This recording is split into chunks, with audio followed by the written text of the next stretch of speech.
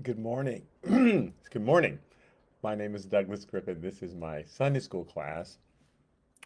We're in the book of Numbers. We've been going through the Bible verse by verse since Genesis, Exodus, Leviticus. We're now in Numbers. Just for somebody who might be tuning in for the first time, um, and to catch us up, God has delivered the children of Israel from the land of Egypt and is taking them to the brink of the promised land, what he promised to Abraham when he began to bring to life his plan to create a people who would be an example to the rest of the world of what it was like to follow the living God, the true and only God. Ever since the Tower of Babel, uh, and when they split off into various nations, they'd all created their own gods or made themselves, declared themselves to be gods. And so God um, began to, I mean, he already had the plan from the beginning of time, but he began to implement his plan by approaching Abraham and saying, from you, I'm going to make you a mighty nation, not for the purpose of making a nation mightier than anybody else, but by making a strong people who worshiped God, and through using his descendants as an example, that other nations would say, okay, there's something different about them. They always win their battles, and they always seem to be delivered, and they don't have as many deaths as we do, and blah, blah, blah, on and on and on. So he promised Abraham the area that is now Israel, and his children Isaac and then Jacob lived there. Jacob had 12 children, and at one point they moved to Egypt because of a famine that God created on purpose,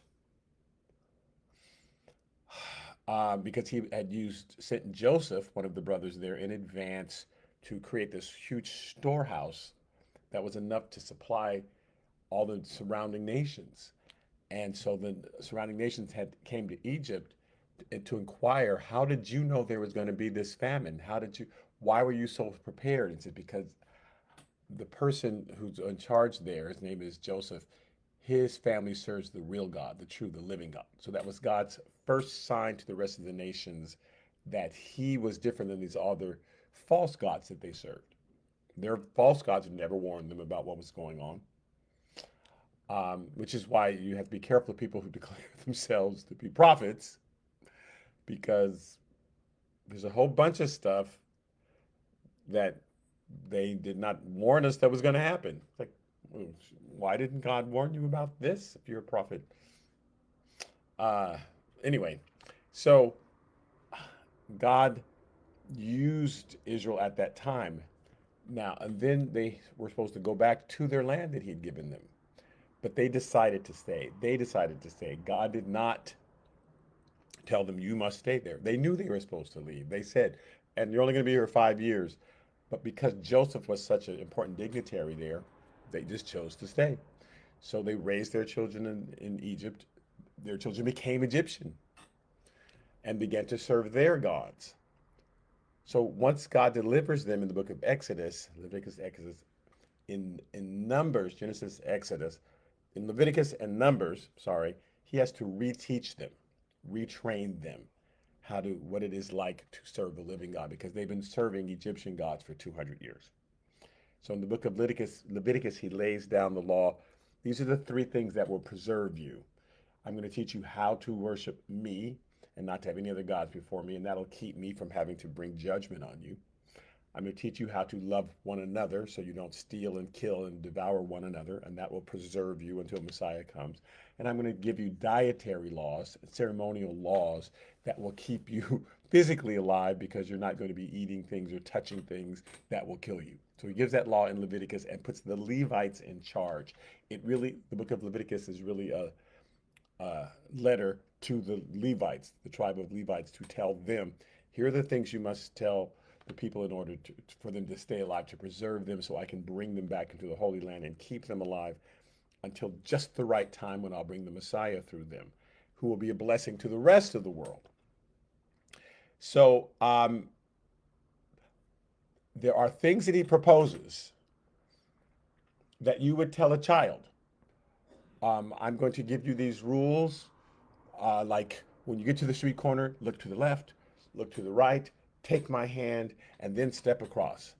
Now, as an adult, you don't have to look to the left first and then to the right first. Maybe you decide to look to the right first, or maybe you use your peripheral vision and you just listen. You don't hear any car.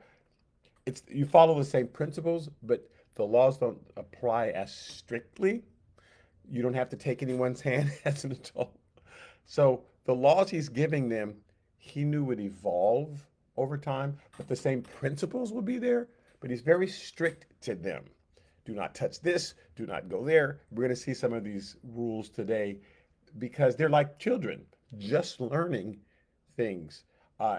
In fact, he says, "I'm going to give you a new covenant and a new set of laws, same principles, but when you were in the wilderness, I led you by the hand." Bible says, he says, "I led you by the hand, and I'm going to now write my laws in your heart. I'm going to lead you from the inside. And so I'll treat you in a more mature way because I'll be leading you and be more refined as far as what you should do and you shouldn't do." Right? So when you're little, you must eat a plate of vegetables with every meal. The principle is there, but as an adult, you might miss a meal where you have vegetables. So you think, okay, tomorrow I'm going to have a whole salad.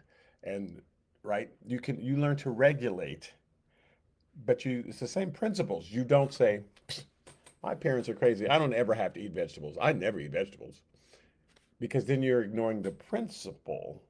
You may not have to do it exactly the way it was originally taught you as a child, but the principle was you need to have healthy things in your body, right? So the laws that God is laying down for them and the very specifics of you got to do it exactly like this, we no longer have to do it exactly like that, but we still have to study the principles that he was trying to teach, right? So in the book of Numbers, he brings them to the brink of the promised land, but they refuse to go in because they're afraid. And he realized, well, he already knew this, but he declares to them, this generation I'm going to pastor you in the wilderness. I'm going to teach you my ways in the wilderness, but you're not prepared to go into the promised land because in the promised land, I need people who will obey me so that you can conquer your enemies. There's many more dangers that'll be there in the promised land. And you still don't know me well enough to trust me to obey me. So I will preserve you. I will keep you alive. Your shoes won't wear out. I will feed you every day. Excuse me. But there will be a new generation that will go into the promised land. So in the book of Numbers, they're in a holding pattern. These are the laws for while you're in the while you're in the wilderness. And we're in uh, I'm sorry, 18. I don't need that one. I want this. So we're going to look at Numbers chapter 18 and 19. We're going to do 2 chapters today because there are a lot of repeated stuff. So we can skip some of the stuff that's repeated. So I just want to back us up to the very end of Numbers chapter 17. And again, he's teaching them how to survive in the wilderness. He's giving principles for how to survive during this 40-year period until that generation passes away. In Numbers chapter 17, I'm laughing because I spelled it wrong. There, the very last 2 verses of Numbers chapter 17 says, "And the Lord says to Moses, bring Aaron's rod back before the testimony. Bring Aaron's rod that budded." Because they challenged, as long as we're going to be stuck in this wilderness, why does Aaron get to be in charge? Right? They challenged him. And so God had them, each head of each tribe, bring a rod, a branch, like a cane, because they would take a branch from the tree, let it petrify, and they would use it as their cane and as their scepter. It's not alive anymore. It's been off the tree for 5 years, 10 years, in Moses' case, 40 years. So, but he says, I'm going to make that branch come alive again to show you. And sure enough, Aaron's rod budded. Flowers came out of it, right? So he tells them in Numbers chapter 17, verse 10, bring Aaron's rod back before the testimony to be kept as a sign against the rebels, that you may put their complaints away from me lest they die. So hopefully they'll see this and they'll think about it and they'll stop complaining and thinking that I don't know what I'm doing and stop rebelling and God, you're stupid. And sometimes that's how we feel, but but we have to get over it and say, okay, God, you know what's going on. I'm not going to keep challenging you and telling you that you messed up. So, uh, thus did Moses, verse 11, just as the Lord commanded him, so he did. Brought the rod back, put it in the ark of the, put it into the mercy seat so that they could look at it and be reminded of it. So the children of Israel spoke to Moses, saying, well, surely we die. We perish. We're all going to perish. Whoever even comes near the tabernacle of the Lord must die. We're all going to utterly die. Because they challenged God and then they found that they were wrong. For the this is time number 11. Because right when they were at the brink of going into the promised land, God says, you challenged me these 10 times. And I listed the 10 times. 10 times. They kept challenging God and saying, God, you messed up. So this is time number 11. So they said, well, surely we're going to die now. So God, I call this the law of the tithe and the red heifer. The tithe and the red heifer. So he's, again, I, we take the principles that are there, but we don't have to do things exactly like they did it because God was giving them laws to preserve them for that time. So we want to, but the principles still apply. It's like, well, we don't have to forgive anymore. That was for the Old Testament. Well, yes, we do. We still have to forgive. So we don't necessarily have to take a gift to the altar in order to forgive, but we still have to forgive. So same principles. Numbers chapter 18, verse 1. So they're afraid they're all going to die. Then the Lord said to Aaron, you and your sons and your father's house with you shall bear the iniquity related to the sanctuary. And you and your sons with you shall bear the iniquity associated with your priesthood. So, yes, they sinned. The sins listed in the book of Leviticus is not a comprehensive list of all sins. It's a very specific list of how to worship God, how to treat one another, what not to eat during that time period, because they didn't have freezers, so food would spoil easily. They didn't have ovens to cook something just right. So there were things they couldn't eat during that time period. There's ways that they had to worship God or could not. There are things they could not do specifically pertaining to worship and treating one another. But there was a whole bunch of other sins that weren't listed that God didn't waste his time. He can't. Can you imagine if God tried to list every single sin that we were ever going to do? Sin number 1,708. When you're driving on the freeway, don't honk at the guy trying to pass you. Okay. Law number 1,700. So, so it's not a comprehensive list of all sins. And because of that, he has a general once a year way for them to get forgiveness for those sins. The sins that they knew about and confessed, cool, but there's a whole bunch of unknown sins, things that we do all the time that we're not aware that they fall short of what God would do. And sin is simply something that God would not do. God is light, and when we do something he wouldn't do, then darkness is on us. We're in the shadow, and in order to move the darkness, we ask forgiveness to get back into the light. But there's a whole bunch of stuff that God wouldn't do that we do. He knows we're doing it. He's not mad about it because he knows we've been separated from him. Once we get to heaven and we have new bodies, and then there's a whole bunch of things that won't occur to us to do anymore. We won't have this dying flesh because flesh that is dying wants to do dead things. And so our bodies, our minds, our emotions want to do things that will lead to our death. So, but we won't have that problem. We'll be connected with God. We won't have that same emotional turmoil that we have now that causes us to be angry or unforgiveness. And we won't have the flesh pulling against us, and we certainly won't have the world that pulls against us. Those are the three things that pull against us. Right? So we won't sin. God knows that. But meanwhile, there's a whole bunch of sins we're committing that we don't know about. So he says, here's the solution to that. You and your sons and your father's house, you're going to bear the iniquity related to the sanctuary. And interestingly enough, he gave, just like you might see dirt and dust gathering on a building that's never cleaned, just the general dirt, like if they never washed those windows, just dirt just clicks in the windows, right? And so he used a sanctuary as an example of that. The the tabernacle that they were worshiping him in is your sin is like dirt that gathers on the tabernacle. So the congregation, there's stuff that you're going to be doing, there's attitudes you have, there's things you're going to say. Didn't even list them. It says, Aaron, you and your sons, and you'll bear the iniquity related to the sanctuary. I'm going to put that on you, and then you atone for the people. But also, you and your sons shall bear the iniquity associated with your own priesthood. Right? You guys, as priests, are going to do stuff wrong. Not only will the people do stuff wrong, and it'll be like their sin is like dirt on the tabernacle. You yourselves will do stuff wrong that I have not listed because I can't list 500,000 things. This is referring back to, he said this already in Leviticus chapter 16. In Leviticus 16:15, he said, then he shall kill the goat of the sin offering. Now there's the burnt offering that they were able to do every day. God, I'm presenting to you our burnt offering. I'm presenting you our heave offering. There were like 5 different offerings. But the sin offering, the atonement, only happens once a year. And that covered all the unknown sins, all the sins that God did not name. Then he shall kill the goat of the sin offering, which is for the people. Bring its blood inside the veil, and do with that blood as he did with the blood of the bull, and sprinkle it on the mercy seat and before the mercy seat. Sprinkle it on the mercy seat and in front of the mercy seat.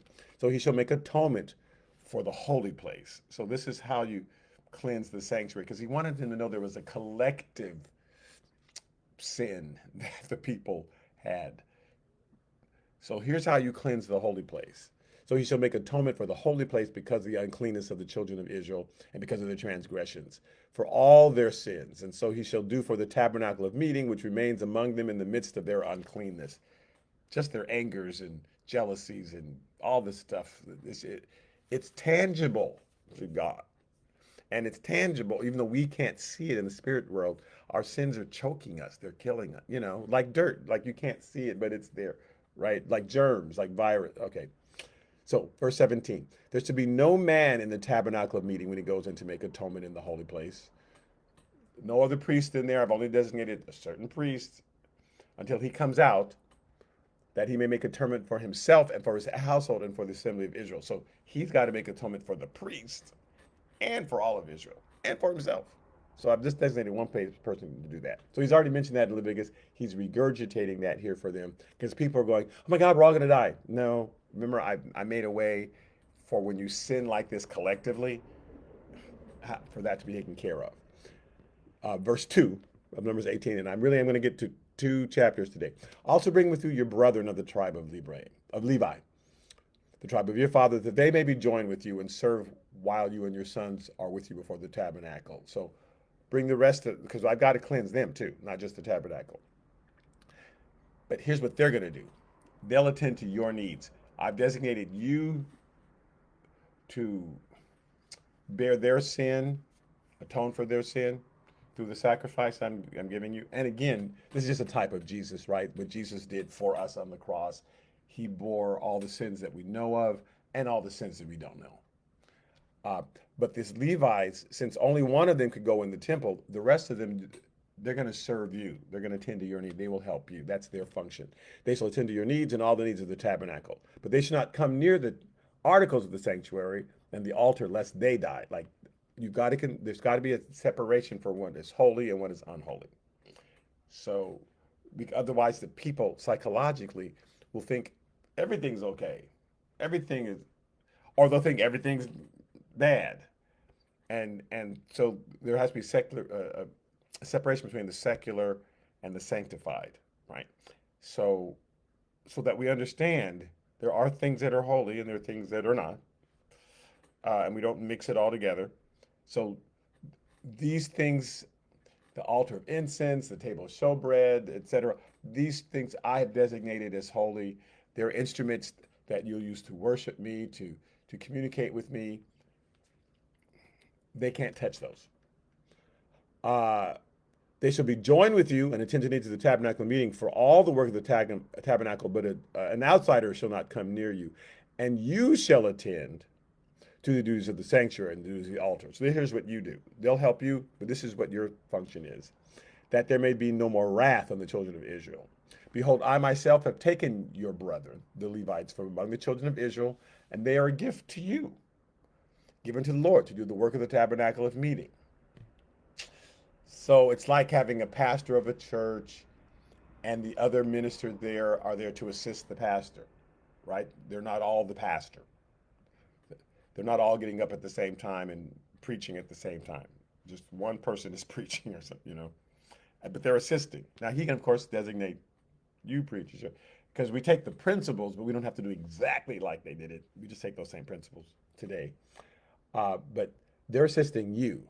They're a gift to you given by the Lord to do the work of the tabernacle of meeting. Verse 7, therefore you and your sons with you shall attend to your priesthood for everything at the altar and behind the veil, and you shall serve. And I give your priesthood to you as a gift for service, but the outsider who comes near shall be put to death. So let's just, because he had to go through this whole cleansing, et cetera, et cetera. God was really trying to get in their minds that there's a difference. Because with the gods that they had served in Egypt, the gods of other nations, that wasn't necessary. You could just show up, offer fruit, do all sorts of crazy stuff. They would do crazy stuff, right, in order to appease those gods that don't exist. It was stuff that they made up. People make up stuff instead of just, it's such a simple thing to have a relationship with God, but people make it complicated and make, you've got to wear white for 7 days in a row. And it's like, no, you're making that up. And so he would say two things. I want you to know there is a concept of sin. It's not capricious, because with the gods that they served, the false gods that they served, they never knew what was right or was wrong, because they would wear blue and it would rain. And the next day they were blue and it'd be sun. And they didn't know. Well, I guess he didn't like blue today, but yesterday he liked blue. And because none of that was real, right? But they didn't know why it rained and then why there was a drought. So they thought, oh, it's just arbitrary. It's whatever that God feels like today. So bring him food, bring him a virgin, bring him this, bring him that, and or her that, right? So, and we'll try to appease this capricious God who just changes. And God saying, no, no. There's a real thing called sin. I don't make it up. I don't change my mind on it. Killing, sin. Stealing, sin. Worshiping other gods, sin. Let's write these things down so that you'll know. And so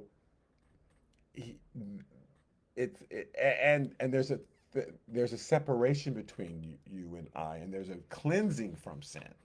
So the people that I have designated, they have been cleansed, because I want you to understand the principle of being cleansed from sin. I don't want you to think you're always stained. I don't want you to think that my wrath is always on you. And so I want to establish this cleansing so you understand the difference.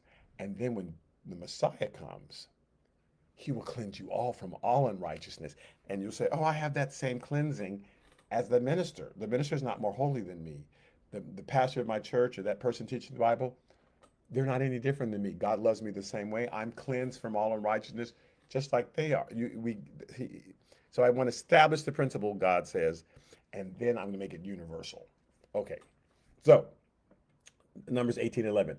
This also is yours, the heave offering of their gift. And they would bring their first fruits, and they would heave it up to the Lord as though they were handing it to them. Now they'd catch it, but they'd heave it up to the Lord. Sometimes they would just keep it in their hand and wave off. There was a wave offering, there was a heave offering. But it's them saying, this is for you, God, right? So at a service, you might see the minister hold the offering up at the end and say, Lord, it's as though God is taking it, right?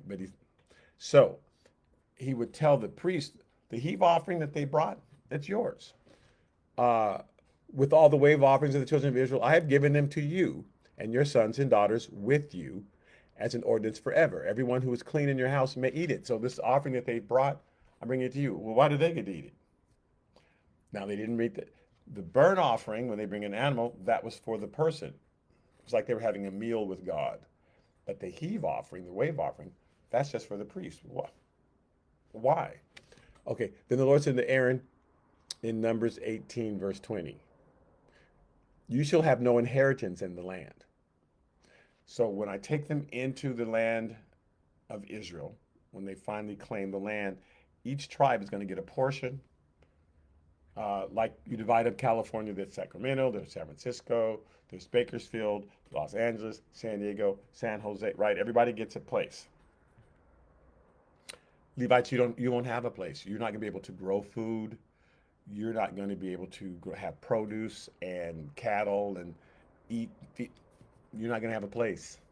So you're going to depend on the offering of the people because I want you 24 hours a day to be focused on me.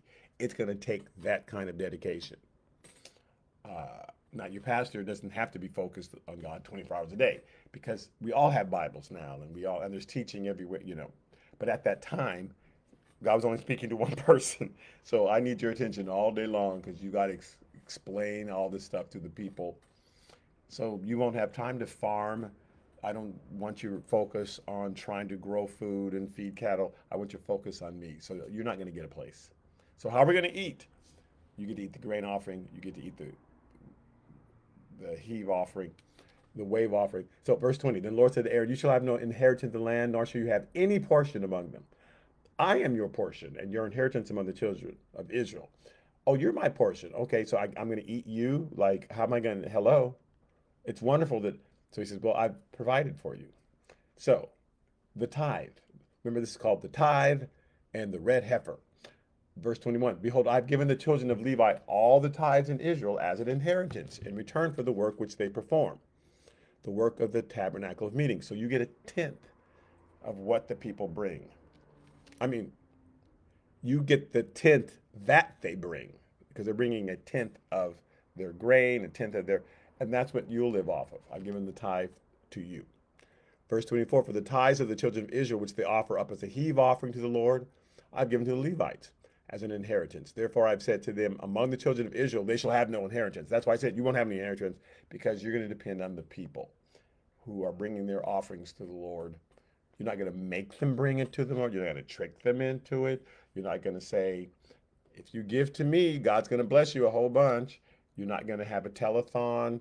You're not going to do all these other tricks to get people to guilt them into giving or to pressure them into giving or make extravagant promises. I've heard ministers say, you give into my ministry and God's going to give you a Cadillac. And people were giving. There's one minister who was telling everybody, you give to my ministry and everybody who gives is going to get $1 million. Anyway, so all these are free will offerings that people decide to give. And if they don't decide to give that day, I guess you won't eat that day. But don't worry, they will. I've got you. I've got you. I'm your portion. So I've got you. But do not pressure the people into giving. Do not guilt them into giving. You don't have to. I'll move in people's hearts and they'll give. Okay. The tithes of the Levites, Numbers 18, chapter 31. Now you may eat it in any place, you and your household, for it is your reward for your work in the tabernacle of meeting. And you shall bear no sin because of it. It's okay because he had very strict laws about when to eat the offering and when not to. And this type of offering you can eat. And you won't remember. We went over this in the book of Levi, but that was so long ago, and you can't memorize the whole Bible. But just know that there was a meaning to, well, this sort of offering you need to just give and give away. But this sort of offering, this is about fellowship. That's the purpose of the offering. So I want you to eat the offering because the lesson you're learning is God is my friend, God is my family, and that's why I want you to eat this offering. But this, you're doing it because this is the sin offering. I don't want you to eat that because you're letting go of that, and that represents your sin, and it's gone from you. So there was reasons sometimes to eat, sometimes to not, to eat it in the tabernacle. You can eat this at your home. All of it had a meaning for them. God's just trying to teach them things that make automatic sense to us now because we've heard so much gospel. There's just so much gospel in the world. If you say to somebody, you shouldn't kill people, they wouldn't go, I've never heard that in my life. God invented that. Other cultures, they were killing people, it was no big deal. God says, no, thou shalt not kill. That's not good. But the gospel has spread, and so many of these principles are just natural to us. But at the time, they didn't understand it. They didn't get it. So he's telling them the tithe you can eat any place. I know I was real strict about that. And he says, verse 32, you shall bear no sin because of it when you've lifted up the best of it, lifted it up to the Lord. But you shall not profane the holy gifts of the children of Israel, lest you die. Now, chapter 19. See, we made it through chapter 18. Remember, called the tithe and the red heifer. Okay, Numbers chapter 19, verse 1 through 3. Now the Lord spoke to Moses and Aaron, saying, and this is the ordinance of the law which the Lord has commanded, saying, speak to the children of Israel, that they bring you a red heifer without blemish, in which there is no defect, and on which a yoke has never come. And you shall give it to Eleazar the priest. Now this is Aaron's son, who was slowly taking over for Aaron and Moses, because by the time they left the wilderness, Moses was 120, and Aaron was even older than Moses. So his son was starting to take over. Eleazar was starting to take over, and he's going to become the next high priest. You should give it to Eleazar the priest, that he may take it outside the camp, and it shall be slaughtered before him. So there's something about the red heifer, a red cow, and they had to find, and they're very rare. They were very rare, but you had to find the red heifer, and instead of slaying it on the altar inside the camp, you had to take it outside the camp. It had to happen, and it had to be crucified, basically, outside the camp. When they finally got to Israel, and David and his son Solomon built the temple, then they would take the red heifer outside the camp and burn it, kill it, crucify it on the hill outside of the temple, which was the Mount of Olives, where Jesus was taken. Now, once a year, this would happen. When you got that red heifer, once a year, this is what would happen. You would take it outside the camp. It couldn't be killed. It had to, and God was very specific about that. Kill it out there. There were many, over the years, these animals that were killed and they was burned alive, the skulls would still remain of these animals. And Golgotha is called the place of the skulls. And it's the skulls of these red heifers that had been killed through the years. So Jesus was taken up to Golgotha. He died on that hill, that place, the place of the red heifer. In fact, in Hebrews chapter 13, verse 11, it says, for the bodies of those animals whose blood is brought into the sanctuary by the high priest for sin are burned outside the camp. The blood was brought into the sanctuary. It says, therefore Jesus also, that he might sanctify the people with his own blood, suffered outside the camp. He was the physical manifestation, the eventual manifestation of that red heifer. So he's teaching about this once a year thing that would happen, and you take the red heifer outside the camp. Numbers chapter 19, verse 4. And Eleazar the prince shall take some of its blood with his finger, sprinkle some of its blood 7 times directly in front of the tabernacle of meeting, because you bring the blood back to the tabernacle. And so the blood, it was killed outside the camp, but the blood's brought into the tabernacle and sprinkled in front of the tabernacle of meeting. Then the heifer shall be burned in his sight. Its hide, its flesh, its blood, its offal shall be burned. That just means the whole thing.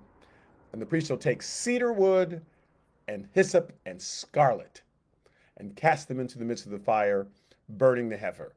So the cedar wood had a special smell. Hyssop, it had to be, and they would take a scarlet thread, and all that had to be cast into the midst of the burning fire. Here's what they also use these ingredients for, because God is just painting pictures of, giving physical pictures of spiritual truths. So like he'd say, I'm a door. God's not really a door. When we get to heaven, there's not going to be a door sitting there talking to us. Mm-hmm. But he wants to give them a picture of, see, you know how you open the door and you're able to go inside? Well, I'm the door, and and I'm the way to go inside to the Father. But he's not really a door. But he has to paint these pictures, right? So, leprosy became a type of sin, and that affected your whole body. And he was trying to explain, see, this is what sin is like. You can't see it, but that's how I see it, because I can see in the spiritual realm, and you allow certain sins they kind of infest you, and it separates you, and you must be cleansed. So he says in Leviticus chapter 14, verse 1, it says, "And the Lord spoke to Moses, saying, And this shall be the law of the leopard for the day of his cleansing." So he wants you to know you can be cleansed, but I need you to see what the picture of it is. It's something that's affecting you. Because again, with the gods from Egypt that they worship, they weren't doing anything wrong. It was the gods just simply deciding that day, I'm going to punish you because you did this thing. But it wasn't something that stayed with them or stained them. It was just some decision of the god that was arbitrary that day. You cooked 4 ducks. So that's why there was drought for 7 years. They would make up something like that. But he's trying to say, no, this sin is something that's affecting you, like lepers. It's affecting you. It's eating away at you. So he would use the leper as an example of sin. So this shall be the law of the leper of the day of its cleansing.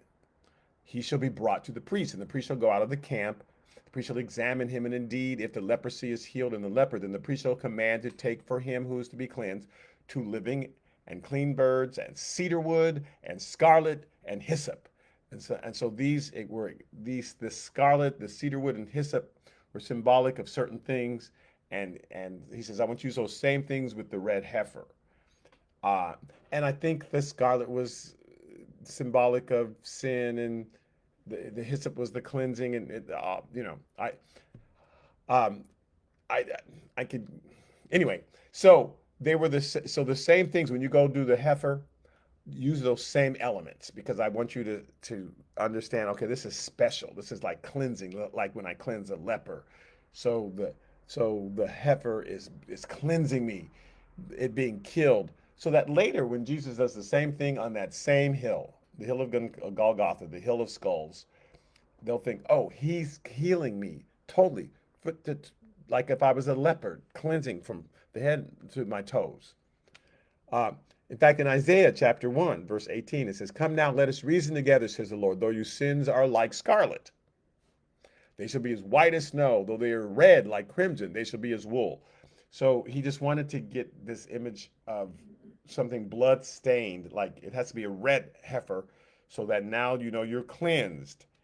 But again, it's nothing wrong with the color red or something. It's just God giving that visual to them. Now, in Hebrews chapter 9, verse 13, the author explains this very well, of course, because it was inspired by God. For if the blood of bulls and goats and the ashes of a heifer, sprinkling the unclean, sanctifies for the purifying of the flesh. So if that blood of that heifer cleanses us, verse 14, how much more shall the blood of Christ, who through the eternal Spirit offered himself without spot to God, cleanse your conscience from dead works to serve the living God? So if somehow, and so the author is saying, see how God was doing that over and over for 1,000 years? If that somehow cleansed you, how much more the blood of Christ? Now he's explaining this because there were people who were tempted to go back under the law. And he's trying to explain, no, Christ, this is a once and for all thing. We don't have to do that anymore. Christ ended that. He ended the sacrifice system because his is the final sacrifice that cleanses us permanently. So we don't need the temple anymore. That's why God destroyed the temple. We don't need the temple anymore. The people who are waiting for the temple to be rebuilt, like God doesn't want the temple to be rebuilt because that, and I know that blows people's minds because of these books that came out in the 70s. But the whole point is I'm destroying the temple because what Christ did is permanent. So you don't need to do that anymore. Verse 15, and for this reason, he's the mediator of the new covenant, talking about Jesus, and I'm in the book of Hebrews 9, by means of death, for the redemption of the transgressions under the first covenant, that those who are called may receive the promise of the eternal inheritance. So he's explaining, like, you understand why he had to die, don't you? Verse 16 of Hebrews 9, for where there is a testament, there must also of necessity be the death of the testator. Like where there's a will, the person needs to die in order for the will to go in effect. You can have a will, I'm leaving you all this great stuff. Well, Granny, you have to die, and then I'll get it. As long as you're alive, I'm not going to get it. So, I mean, you're not trying to get your grandmother to die real fast. But he's saying it's not in effect until the person dies. Verse 17, for a testament, he's calling a testament, we would say will, is in force after men are dead, since it has no power at all while the testator lives. Therefore, not even the first covenant was dedicated without blood. I mean, Jesus, so he's trying to explain this is why he had to die on the cross. It wasn't a defeat because they're still trying to figure out, yeah, the Messiah came and they killed him on the cross. He's saying, no, that's how we inherit all this stuff. He has to die. Verse 19, for when Moses had spoken every precept to all the people according to the law, he took the blood of calves and goats with water, scarlet wool, and hyssop, and sprinkled both the book itself and the people. So he sprinkled the New Testament. He sprinkled the people. He sprinkled everything with this blood, saying, "This is the blood of the covenant which God has commanded you." This is what Moses did. Then likewise he sprinkled with blood both the tabernacle and all the vessels of the ministry. And that's what God is describing to them in Numbers right now. Because they're like, how are we going to get cleansed from our sin? I've got this all worked out. Verse 22, and according to the law, almost all things are purified with blood, and without shedding blood, there's no remission. So this is why Jesus had to die on the cross. He's having explained, we get it, but they didn't. Verse 23 of Hebrews 9. Therefore, it was necessary that the copies of the things in the heavens should be purified with these. So that tabernacle they were building is a copy of the tabernacle in heaven. And so it's an earthly little model, like you might have a little model of a model car is a copy of the real thing that you're going to get later. Or here's the house I'm going to build for you, this 2x2 thing on your desk. It's a copy of the real thing that's coming, right?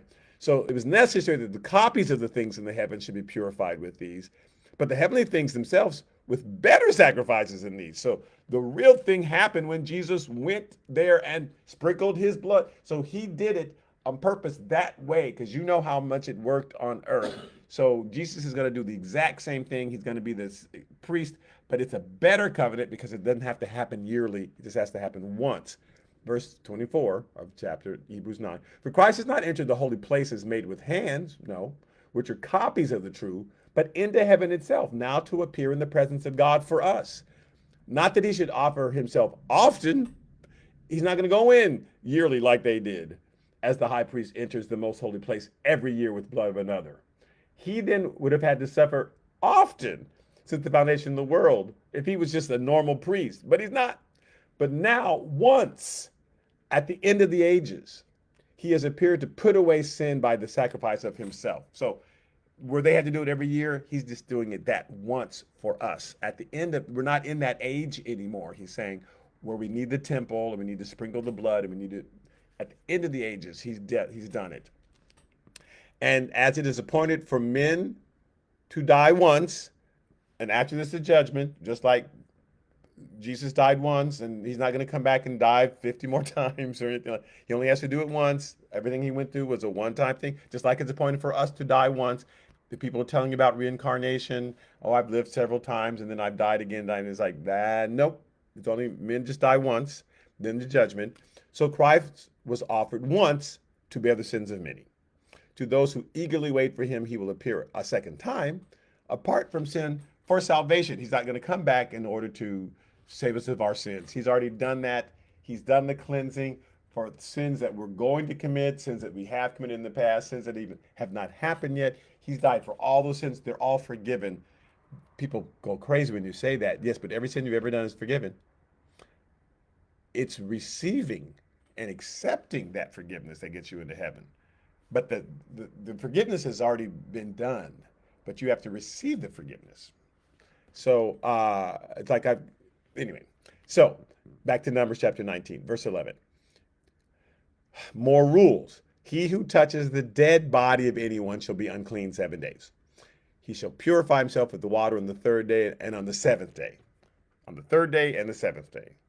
Then he will be clean. But he does not purify himself on the third day and on the if he does not purify himself on the third day and on the seventh day, he will not be clean. Why do we have to tell them stuff like that?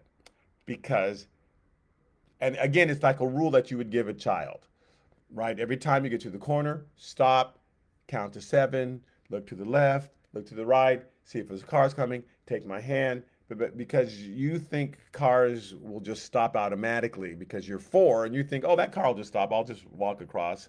And you don't know that cars won't do that. You think that cars don't hurt if they hit you. That, you don't have that concept in your brain.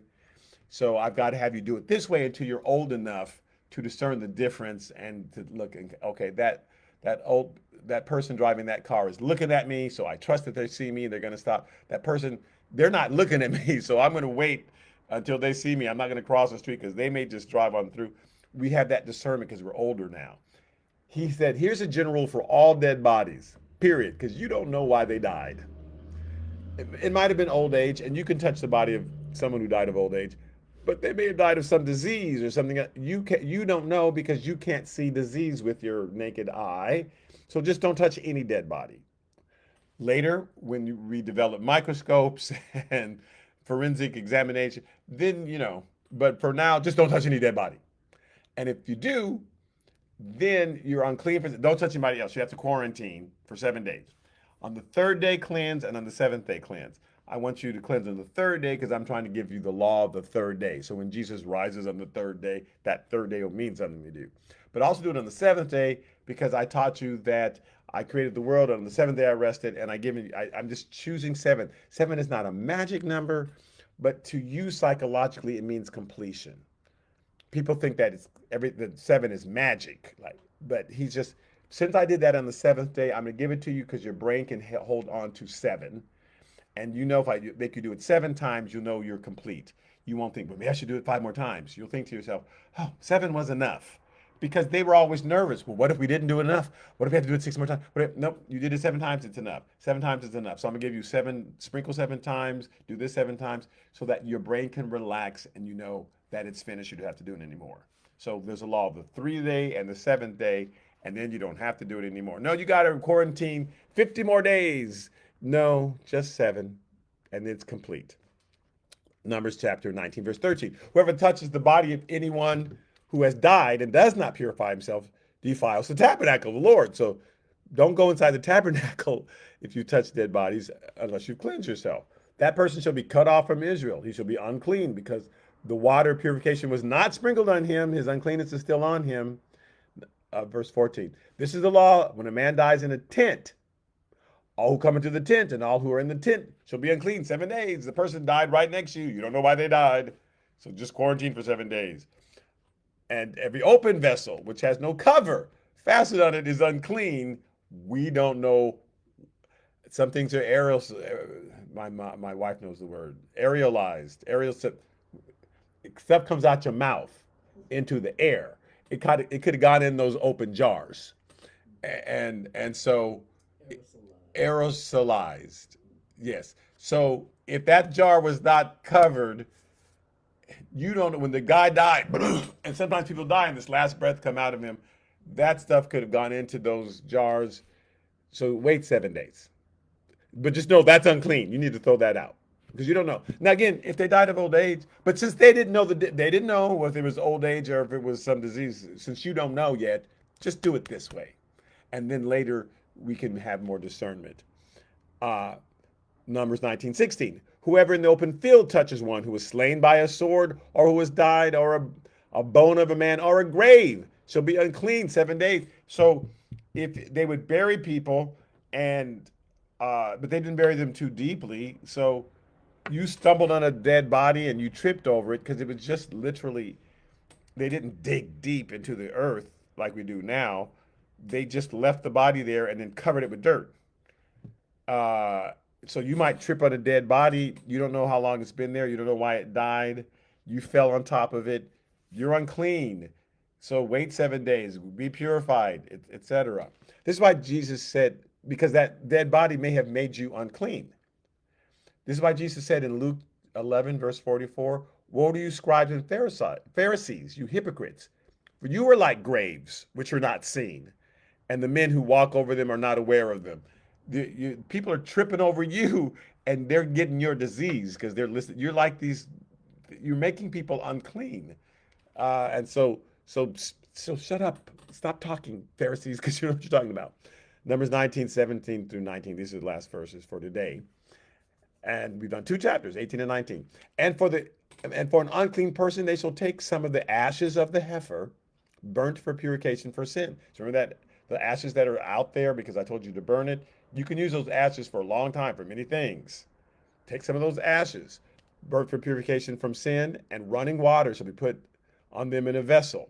A clean person shall take hyssop and dip it in water and sprinkle it on the tent, and on all the vessels, and on the persons who were there, or on the one who touched a bone, or the slain, or the dead, or a grave. And but now he's giving this ceremony, wait 7 days, but then I want you to have this picture in your mind of cleansing that happens. So even if you've touched the dead, even if you've done this, even if you've done that, even if you've been a drug addict, even if you've been a prostitute, even, this cleanses you. This cleanses you. The ashes from that red heifer, and Jesus is the red heifer, right? Cleanses you. Doesn't matter what you touch, doesn't matter what you've done, you're cleansed. So he's painting that picture. Oh, good. Even though I touched a dead person or I did this, I can be cleansed. Yes, just go to that red heifer and get those ashes, because the blood's gone. The blood was sprinkled in the temple, but the ashes are still there, and that will cleanse you. Verse 19, and then the clean person shall sprinkle the unclean on the third day and on the seventh day. And on the seventh day he shall purify himself and wash his clothes and bathe in water, and at the evening he shall be clean. So God's going to go ahead and do the miracle. If you do what I said, I will cleanse you of whatever disease you might have gotten. But I want you to get this ceremony down in your brain. On the third day, that blood is sprinkled on you, or those ashes are sprinkled on you. And on the seventh day, do it again. And the seventh day, you are cleansed. You are clean. So he just wants them to understand the principle of purification, that there is a real thing called sin that affects you like leprosy. It is real. So you don't want those sins to go unconfessed, the ones that you know of. You don't want to wallow in it and stay in it because it's affecting you like leprosy.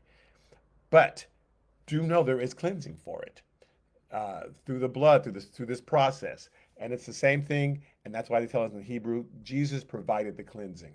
So we don't have to go find ashes of a heifer. We just say, Lord, I just thank you that I'm clean. I thank you that you died for me on the cross, one time, done, and we receive that cleansing for ourselves, and he's made it simple now for us. Because now it's universal, but he used those people as an example, and then once the Messiah came, he says, that's it, now I can spread it all over the world. Okay, so thank you so much for listening. We'll start with Numbers chapter 20 next week. On Wednesdays, I'm in the book of Luke, and today, for the two of you who are able to stand it, I'll be preaching from the book of 2 Samuel at my church, chapters 16 and 17. Okay, thanks so much. I appreciate your time, and I will talk to you later. Bye-bye.